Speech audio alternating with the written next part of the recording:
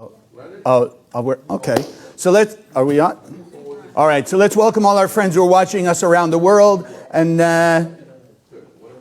we want to thank you for being with us. We also want to ask your assistance, as we'll talk about, as we've continued to talk about, changing the consciousness of the world, which is all we're here to do, is improve our lives by changing our consciousness. So as I'm sure I'll interject somewhere along the line this morning, you know, there's the whole thing that's going on in the world.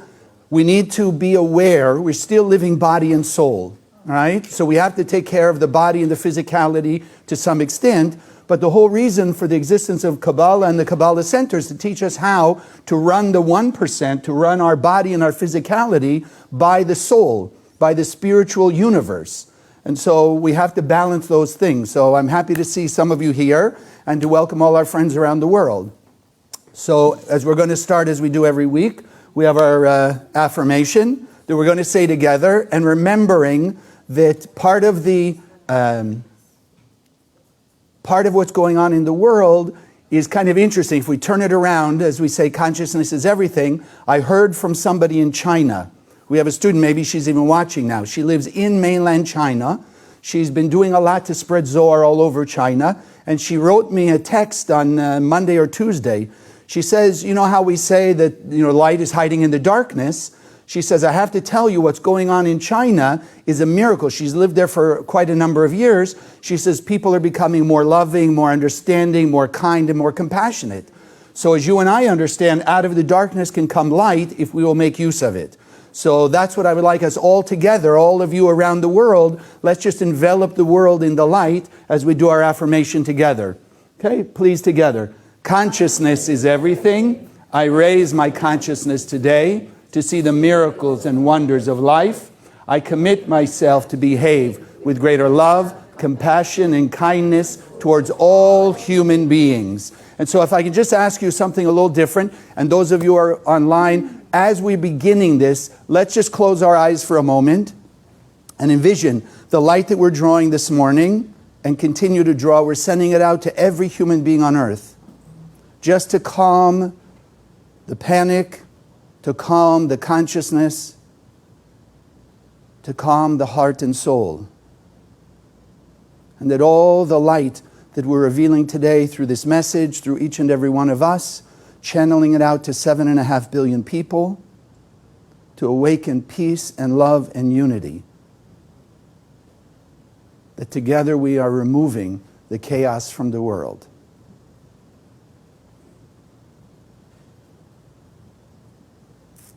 Okay, so let's start with the message this morning. So I was thinking about it, you know, thousands and thousands of years, things don't usually change. If you look at the world, right, what do we see? The Kabbalists have been writing for thousands of years. What's the one thing that doesn't appear to have changed in the world over thousands of years? Man's inhumanity to man. If you think about it, right, it's going on still. But what's the difference between now and, let's say, 2,000 years ago? 2,000 years ago, I mean, you look at the world, it was pretty much the same. People fighting with each other, hatred and violence and this, that, and other thing. And you now move forward thousands of years to 2020, and what do we see? We still see, unfortunately, a lot of that similar behavior. But at the same time, what's different in the world? We now have cars, we have airplanes, we have rocket ships, we're exploring the universe, etc. So the world seems to have changed, but it doesn't look like much else has changed. People are still doing the same things. The difference is, at least in one simple way, if you think about, let's say 2,000 years ago, if a person had resentment or anger or hurt from someone else, and they went around speaking that gossip, speaking evil tongue about the person that hurt them, how many people could they tell? 2,000 years ago, they tell their friends and neighbors, right? Maybe as we progress a little bit, they could put an ad in the newspaper. Right? Now, what's the difference? The same thing. A person can be hurt, can be upset, can have resentment, etc. Now, they can put it all over the world. Billions of people can see it because our technology has changed. But the thing you and I want to understand is humanity has to change, not just the world around us. Because the world has changed, doesn't it? But people still doing the same thing, most of them. Fortunately, you and I and all of us around the world who are learning in the center, we are making changes in ourselves that are bringing changes to the world. Now, it says very interesting, every day in the writings, it says that every day, Uv tuvo b'chol yom tamid ma'aseh bereshit. Every day in His goodness, the Creator makes a new world. So think about it. Every day we wake up, the world is different. According to the Kabbalists, the entire universe has been refreshed. That should be familiar to us, yes? Refresh. If your website's not working, refresh. Right? If your phone not working, refresh. We get that idea. Refresh. So it's starting over. But now don't we have a paradox? If the world is changed anew every day, and you and I still think we're seeing or perceive the same thing, then what's going on? How come we can look and say, in many ways our lives look the same? The last 10 years, 5 years, 20 years, etc., we see the same things going on in our own life and in other people's lives, the world around us. Yet, every day we are taught by the Kabbalists, the world is renewed, the universe is a new thing. So what's going on? What's happening? Why is it that way? So didn't we just affirm consciousness is everything, yes? So if consciousness is everything, what does it mean then? If a person wakes up in the morning and is the same person they were yesterday, with the same thoughts, same beliefs, same ideas, then what is the world going to look like? It's going to be the same. It's going to be the same. If we don't change, our world is going to be the same. Because as the Kabbalists teach us, each and every one of us, all of you 7.5 billion people on the planet, we're all a world to our own. We're a world to ourselves. Not in a selfish way, not in a divisive way. But every human being, consciousness is everything. So our perspective on the world will define how we see it and how we create it. Because we are the creators of this world, not God. God already created the world in a microsecond. We speak about many times. If the Creator is perfect, then the Creator could only create perfection, perfect people, and a perfect world.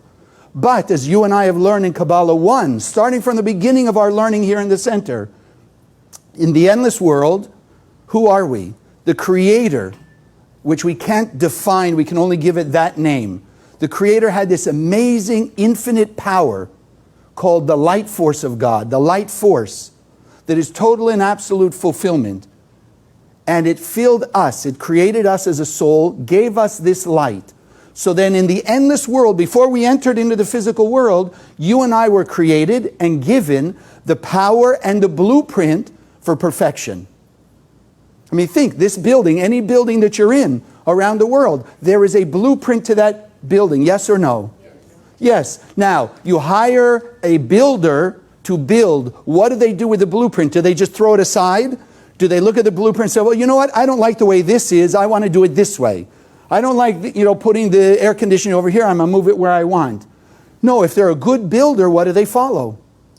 They follow the blueprint, because the blueprint, right, in the physical, ideally was designed exactly what we wanted. Exactly the way we wanted, yes? So if in the endless world we were given the power of the Creator, and we were given the blueprint for heaven on earth, peace, absolute eternal bliss, then the only thing we need to do is what? Just follow the blueprint. That's it. Live into the blueprint, and then we can manifest heaven on earth. Then we can manifest unity and peace. But it's not so easy. That's the only thing. But that's all we have to keep in mind. Because otherwise the same thing goes again and again and again. I have a student. Yeah, maybe you. She might be watching, right? But I'm sure it's a very typical thing. She looked back when she came to the center, and she started, when she first started meeting, and she was telling me about how the same situations kept repeating. When she was in her teens, she had a boyfriend, he cheated on her. When she was in her 20s, she had a boyfriend, cheated on her. When she got married, he cheated on her. Over and over and over, what was her situation? For whatever reason, these people in a relationship were cheating on her. She came to Kabbalah and she learned what we're learning.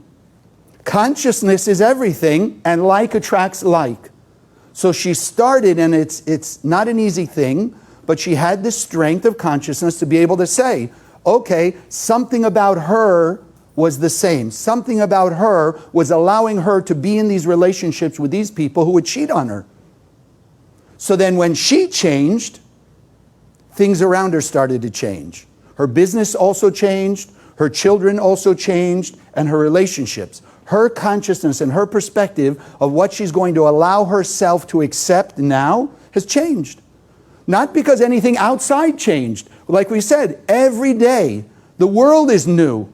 But if we don't see it new, it's because we are seeing it the same way. Not because change is not available, or not because the things aren't out there. I mean, if you think about it, what do they say is the mother of invention? Necessity, right? Necessity is the mother of invention.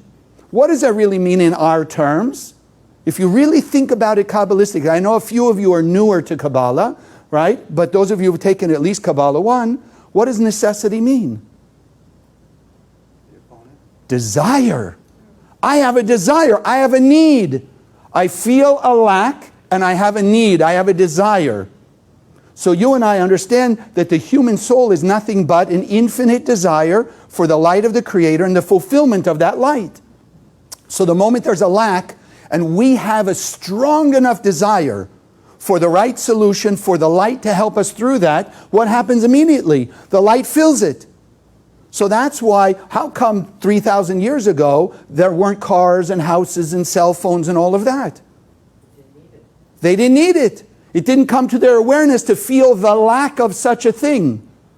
But step by step by step, they felt a lack of whatever it was. Let's say, and then the newspaper came. Then came another sense of lack, and somebody got the idea to create telephones. And you just go right down the line.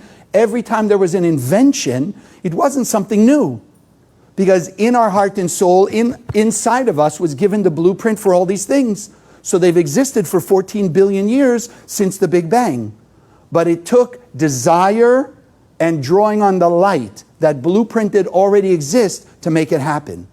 So then what about you and I? Where in our life? Where in your life? Do you see the same things happening again and again? Think about it. Where's the same thing going again and again and again? And isn't it interesting, as of the recent events, before the last few months, right, in this whole virus disaster, was there no flu season? Yes or no? Were there no cold seasons? Were there no seasons like that? So everybody say, oh my goodness, it's flu season. Watch out for the flu. And what happened? A lot of people got flu. So we've decided there is a season. Does that mean everybody gets the flu in the flu season? Everybody gets a cold in the cold season? Everybody who's under the same circumstances gets the same ailment? No. Why? How come some yes and some no? So what will, respectfully, but what will the 1%ers tell us? Must be the DNA. Right? Must be the genetics. Can't be anything else. One has stronger genes than the other, etc., etc. So my teachers, 33 years I've been learning this. How come you can have people, siblings, even twins, that basically have the same DNA? How come one gets one ailment and the other one doesn't? So people say, well, the genes inside one wasn't turned on. Exactly. Exactly. So what did I hear recently from Michael Berg, from one of the Kabbalists? Since the time of Adam and Eve, if you remember the simple story, and those of you who are new, we do believe the Bible in its physical, historical truth, but the more important part is the spiritual lesson, the spiritual technology that it's teaching us for now. For now.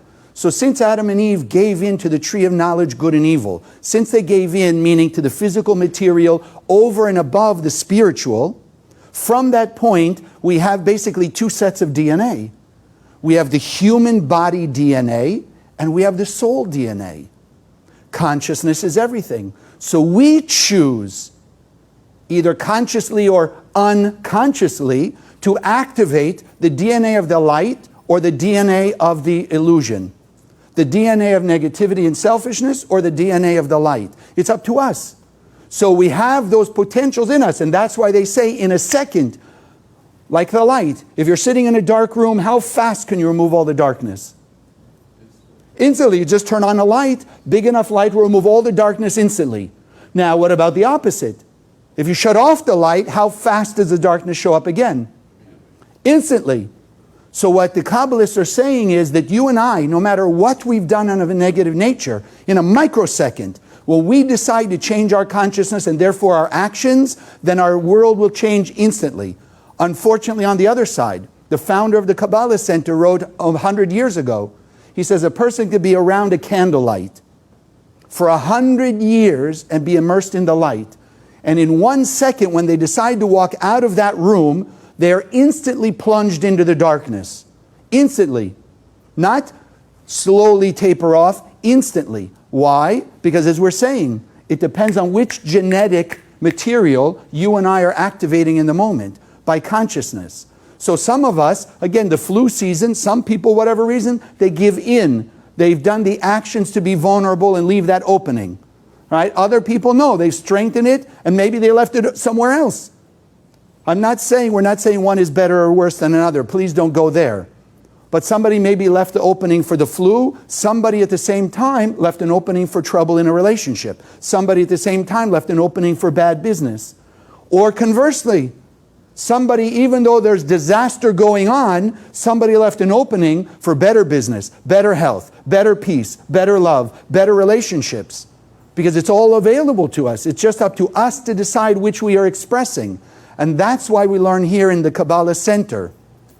Because of our lineage of true Kabbalists, all the way back to the author of the Zohar, Rabbi Shimon, the only purpose that we're in this world is simply one thing: act like God.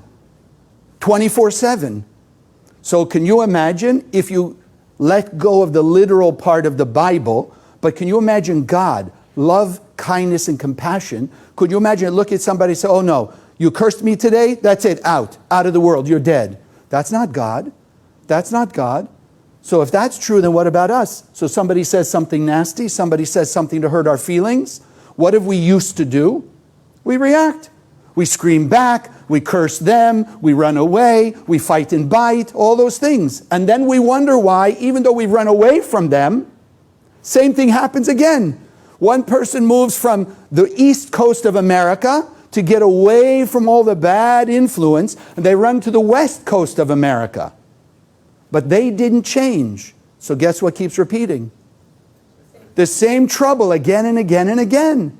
And they wonder why. They just left. They went all across the country. So then what will that opponent tell them? Maybe you need to leave the country. Go to South America, go to Canada, go to the Far East, go somewhere else, escape it. But you and I are learning. Like attracts like. If we don't change, then the new world will be created the same way, with the same problems. So even move to another country, you'll find the same kind of people. Just remember the opposite. If we will change our consciousness, change the way we behave, be more light-like, love, kindness, and compassion in the face of the darkness, then what will we do? We will automatically push away the negative things and attract to us the more positive things. Like will attract like. So then we're learning here from Kabbalah 1 forward, how are we allowed to change? Under what circumstances can we change our behavior so that the new world will look new and be new for us? But in a real level, not just in a temporary level. How do we do that? Challenges. It's the paradox. That's why they used to say, if you learn too much Kabbalah, you'll go crazy. Because you ask people out there in the world, when trouble happens, should you run towards it or away from it?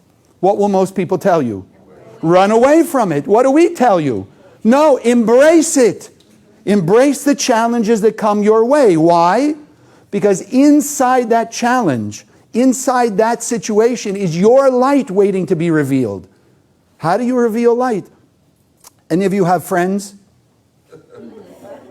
Some people not raising their hand. I'm a little worried. Right? You have friends, yes? Now, we would like to think all our friends are loyal friends. Yes? That they're really there for us. But if you're really honest about it, how do you know? How would you know if a person who's been with you for 10, 20, 30, 40 years is really a loyal friend? Until they're not loyal anymore. Yeah, but how would you know? No, you can ask. Oh, you can ask. Which one of our friends is going to tell us? Which friend of ours has asked us, are you loyal to me? Which one of us would say no? No, I'm not loyal. So when do you know when they're loyal or not? Under a test. When you call them up and say, I really need you now. This is going on, this is going on, this is going on. I need your help. Then you know if they're loyal or not, right? But it's through a challenge, through a difficulty, through an obstacle. So if that's true in our level, what about from the cosmos? How do we express more of the light of God that's inside of us? How do we reveal more of that perfection, live into that blueprint, make that blueprint manifest? It's only through challenges. And if we understand like attracts like, that means when I'm asking the universe, I need help for business, health, relationships, something, the universe instantly obliges. Necessity is the mother of invention, but the light that's not revealed, the part of our soul's light that's not revealed yet, where is it? It's hiding in the darkness. The darkness of what? Our fear, our anger, our greed, our ego, our jealousy, our guilt, our shame. We put our soul's light into a package of those negative things, wrapping of those negative things, when we acted that way before. So then when we say, give me my light back so I can reveal it as love, kindness, compassion, generosity, etc., what's the first thing that has to happen? We have to first be tested, so to speak. We have to be challenged by our previous behavior. We're not challenged by God. We're not challenged by other people. We're challenged by our own previous negative behavior. So if a year ago we acted with anger, so maybe it's today we're asking for light. Well, what about the piece of light that you put inside the anger when you behaved that way a year ago? Now you say, I need the light of compassion or forgiveness. So what does the universe do? It brings you the light of compassion or forgiveness. It's just covered up in the anger that you did a year ago. So the first thing going to happen, we're going to feel angry. Something's going to trigger our anger. Now what? Now we learn. Pause. Stop. Think. Don't keep doing the same thing over and over again. Remember, every day the universe is new. But if we keep behaving with anger or jealousy or greed or ego, what do you think the universe is going to build for us? Those things. More of the things that will make us feel jealous, anger, guilt, shame, greed, etc. But the moment we stop and we realize, no. I don't want to continue the same things anymore. I want to be different because I want my life to be different. Then it's not up to the other person. Well, if they'll act nicer, then I'll be okay. Or if the world changes around me, it'll be okay. If something in the world changes, then I'll be okay. No, when I'm okay, my world will be okay. When I'm different, then my world will be different. Because I am the builder of my world, you are the builder of your world, and every one of you out there are the builder of your world. When enough of us on the same page, that's what the Kabbalists call the critical mass. When enough of us are on the same page, acting in the same way, at least in one area, revealing that light, then the whole world will be immersed in this energy. And the whole world will transform. You follow? Because all our worlds will start to be in conjunction, in unity, in synchronicity with each other, at least to a certain extent that will envelop the world in that light. And that's the goal of the center. Just teach people this universal wisdom, technology of the soul. Everybody in your own situations, wherever you are in the world, act more godlike. Embrace the challenge. Pause for a moment to think. Do I want the same world or do I want a better world? Which do you want? But once you're conscious, if you're not conscious, you're just going to keep getting the same. Because all of us will just be that knee-jerk response. But the moment we can pause, now we can stop and be really conscious. What do I want? Do I want the better world or I want the same? Because what happens?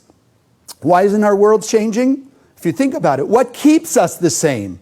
When you wake up in the morning, just think about some of the things we think about. What do I have to do today? Right? I'm thinking about the future. Or we wake up and we say, oh my God, what happened yesterday? We're thinking about the past. So if we're in the past or we're in the future, where are we not? In the present. But now is the only time we can act, and now is the only time we can change our behavior that will change our destiny.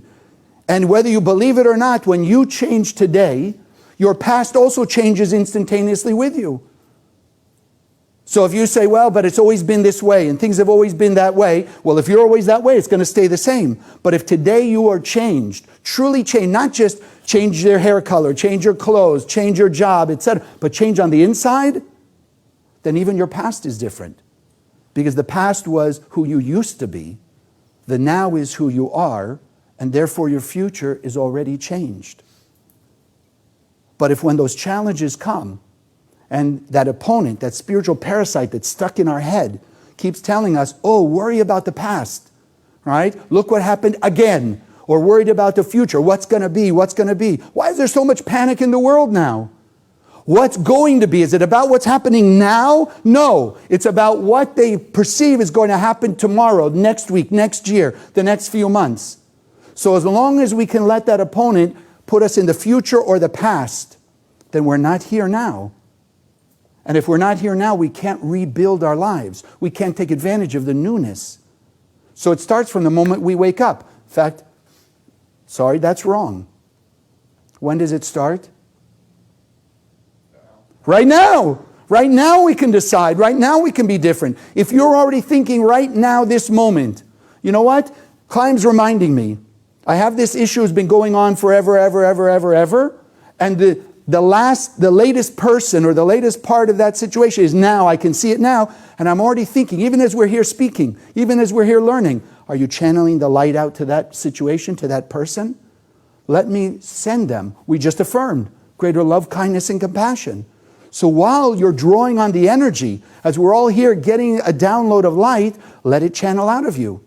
Be different. Don't just think, you know what, I'm going to sit here, I'm going to get the lesson. I'm going to get this wisdom. No, it's about sharing. So yes, it may be downloading, but if it's going through you, then it's going out into the world, especially those dark spots, the people that have bothered you, the people that are, upset at you, the people that have hurt you, or you may have hurt, whatever it is. If you're channeling the light there, you're already different. Then you walked in one person, you walk out another person.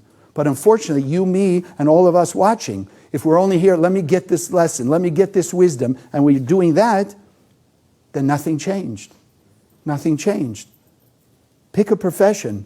Person has the greatest knowledge of that profession, whatever it is, but never goes out to use it.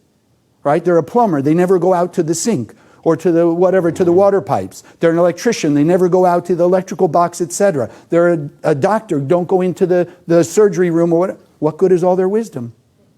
What good is it? So you and I are sitting here with the greatest download. We've been given a soul full of the light of the Creator, the power of creation. And sadly, under the influence of that opponent, that spiritual parasite, we've been creating a world of chaos. Thousands of years. And yet, along the way, there's one ray of light that's been shining. The Zohar. That's what the word means. Zohar, illumination. The Zohar is the light that's changing people's lives now all over the world. And we've just got to use that tool. Remember, we've been given the wisdom, we have the resources, we have the blueprint. But we also, unfortunately, have free will. All the way from Adam and Eve, right? I mean, how many of you have kids or had little kids? You remember when your kids, a few months and they're crawling around? So you had a baby. Imagine a friend's coming over with their baby who's just crawling now, crawls all over the room, etc., etc. If you had a $50,000 delicate vase, would you put it on the ground? And here comes the baby, right? Would you do that? Would you put it in front of a baby? Why not? Because you know the baby's going to break it. $50,000. So if you think of the story, Adam and Eve, here God says, here's the tree of knowledge, don't touch. Here's the tree of life, this is okay. You don't want them to touch, put a fence around it, right? Take it away. Why did it have to be there? Because you and I as human beings have to be given free will. Because if we don't have free will, then we cannot truly experience eternal bliss. Because if it's just given to us automatically, how much do we appreciate it? In fact, human experience tells us, when do people begin to appreciate things? When they're gone or on the way to be gone. They look like they're about to be lost. All of a sudden, they become so valuable. Well, how come for years they've been around you, they're not valuable? Because they're always there. So the same thing, if we didn't have to work hard to act like the light, through those dark spots, through those challenges and the difficulties, then we wouldn't really feel the bliss that we're supposed to feel. We wouldn't really have the eternal blessing.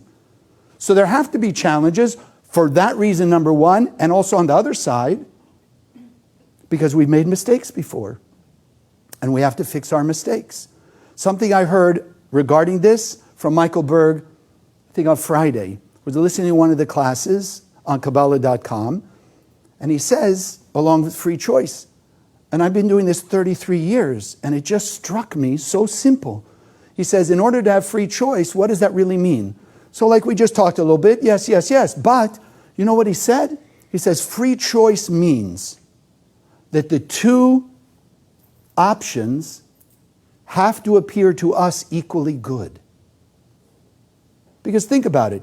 If a person were given an option, here, walk in the mud, roll in the mud, stink in the mud, or go over here and collect $1 million. Would you really say I have free choice? Yes or no? Not really, right? Because it's so obvious. So to truly have free choice, the two options have to look both equally as good. And that's why you and I have come to learn about that spiritual parasite, because that's his job. His job is to make us think that the option of anger, guilt, shame, ego, greed, fear, animosity, resentment is equally good to greater love, kindness, compassion, generosity, forgiveness, and tolerance. But you and I are learning here now, pause. When you pause, now you can make a conscious decision. Now you have real free will. If we don't pause, we're really giving up our free will, but to the opponent, not to the light. Because that's our past behavior. So our job is to change, right? Because who's the creator of our world? We are. And every day we're creating it. Technically, every minute of every day. Every choice we make. In other words, all of you are watching all over the world and all of us here. How did we all end up here together? If you think about it, over a 20-year span, let's just go there. Over a 20-year span, how did we end up here? Together here. Think about it consciously. We made a series of choices over 20 years. Whatever those choices, whatever good, bad, or otherwise, we made a series of choices for 20 years that put us in a place to be here now. Does that make sense to anybody? We chose. You can say I had influence this way, I had bad parents, I did this was challenging, I felt bad about this, but we made the choice. Every situation, we made the choice how to behave. The beauty of what we're learning now is how to make a choice that will change our destiny. But not because we're thinking of the future. We're thinking now, knowing that if I'm more like the light of the Creator now, I behave more like the light, then my future has already changed. There's an amazing story, Kabbalistic story 2,000 years ago. It's a great sage, Rabbi Akiva. Some of you may have known. He was the teacher of Rabbi Shimon, the author of the Zohar. So the story goes that he saw on his daughter's astrological chart, she was supposed to die on her wedding day. So he never told her, but he taught her about sharing, he taught her about how to overcome her opponent, etc., etc. Comes the day of her wedding. The wedding comes and goes, and she's still alive. So being Rabbi Akiva, he went to her, he said, now he tells her the story. Your horoscope said at your birth, you're supposed to die on your wedding day. He says, you must have changed something. What did you do today that would have changed that decree?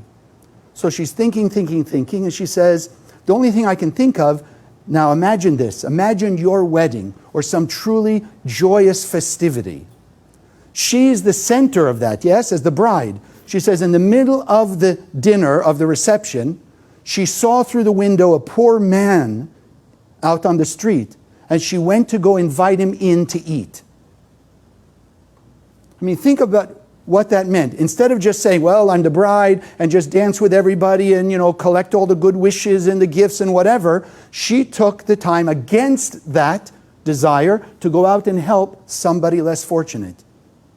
And then what they found, remember you're going back 2,000 years ago, when she took out her hat pin to put her veil away, right? In those days, she put the pin through that veil and through the wall, right? They were tacking on the wall. The other side of the wall was a poisonous snake who was pierced with that pin in his eye.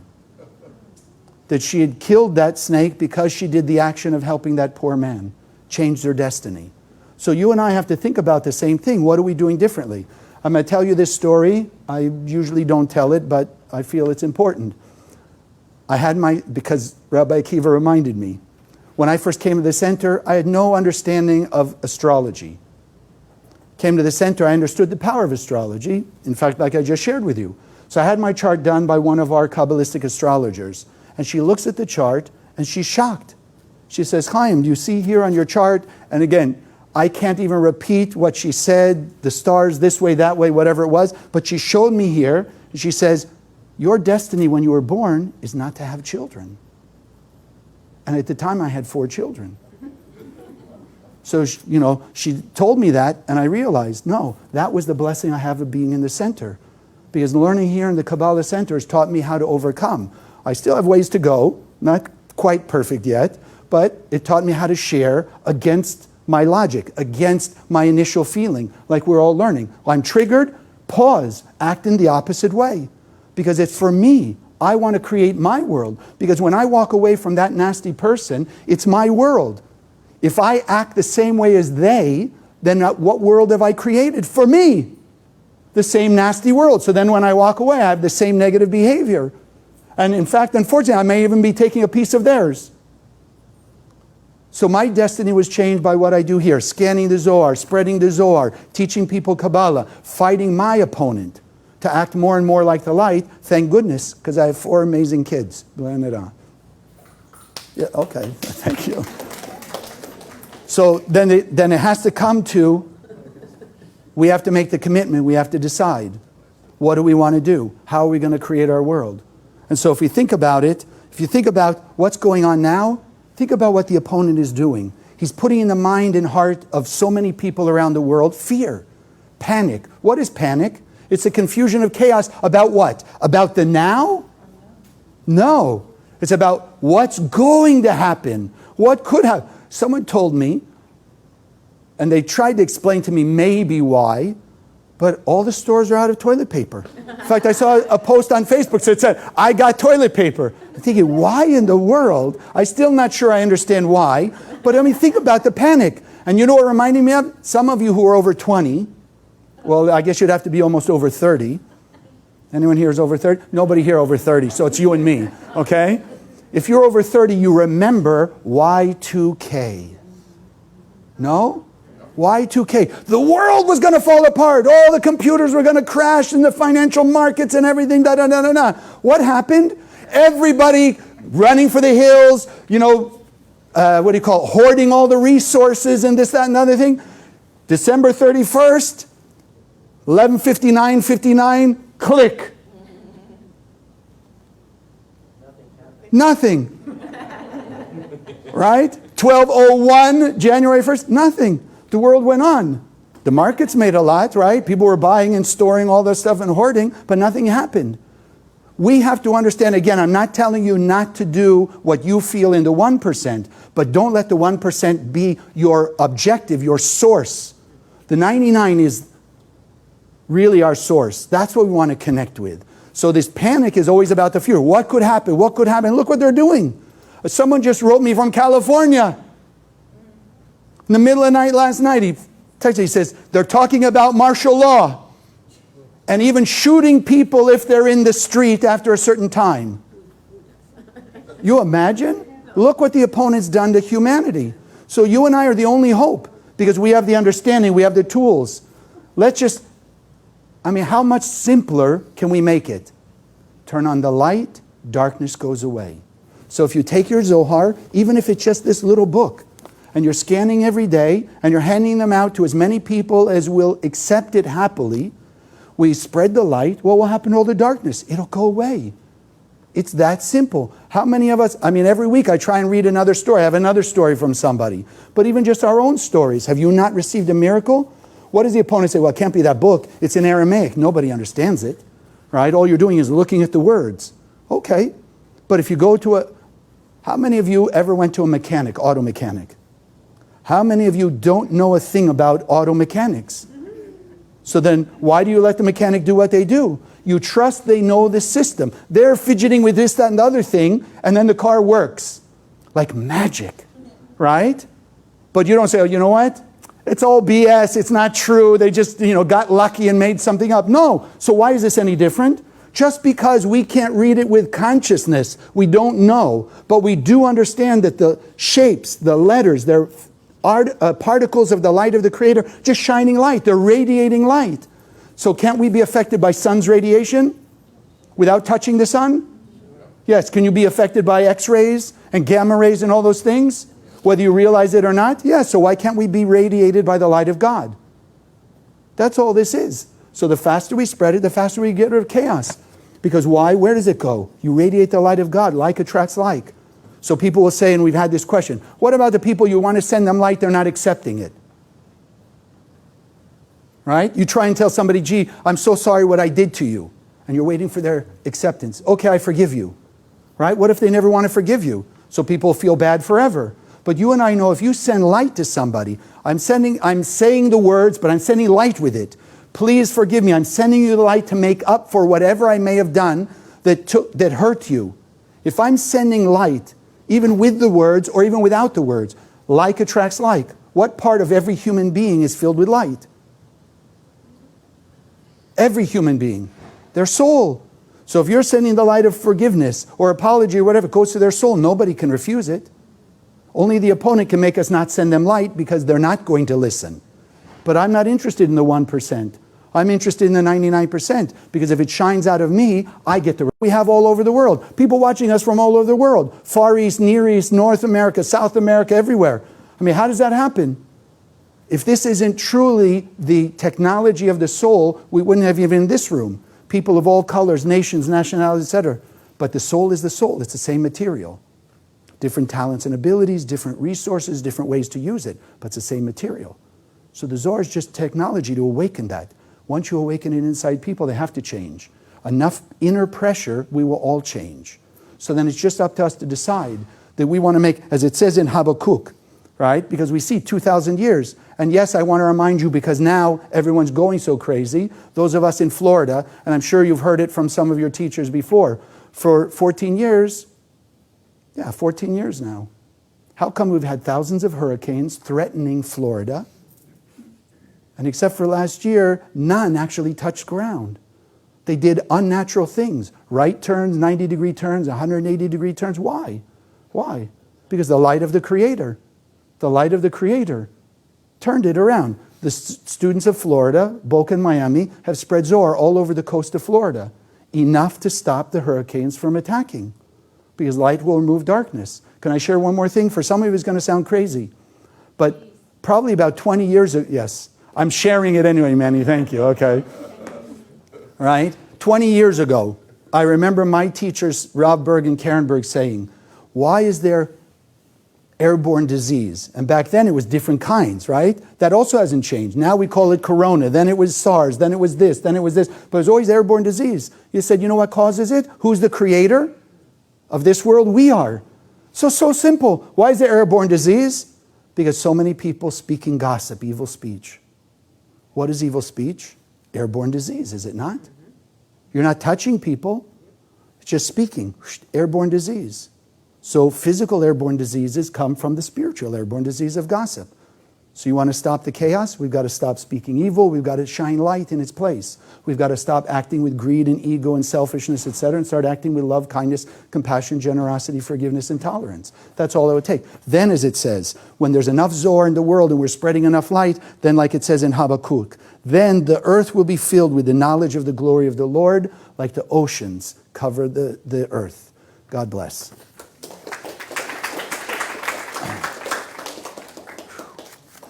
So, those of you who are joining us online, please stay with us another moment.